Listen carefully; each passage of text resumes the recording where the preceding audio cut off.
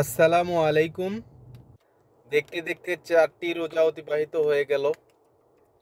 ইফতারির জন্য ভিজিয়ে রেখেছি ইসবগুলের ভুসি। অনেক রসালো হয়ে গেছে এটা। এর পাশাপাশি সাদা পানি।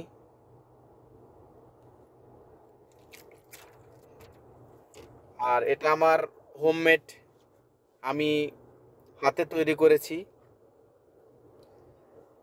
এখানে আছে দই, বাদাম, চিড়া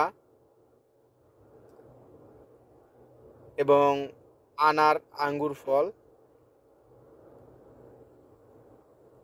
খেজুর, কিশমিশ, কয়েকটি উপকরণ রয়েছে এখানে।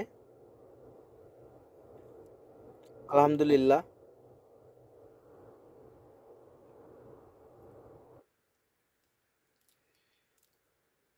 এখন বাজে সময় 6টা 6 মিনিট, আর 2 মিনিট আছে ইফতারির জন্য। আমি বসে আছি, এখন 6টা 6 বাজে। ইফতার দোয়া করবেন সবাই, আল্লাহ তাআলা সকলের রোজাটাকে কবুল করে নেয়। যারা যেই সমস্যার ভিতরে আছে, আল্লাহ তাআলা সকলের সকল সমস্যা যাতে দূর করে দেয়। ফি আমানিল্লাহ।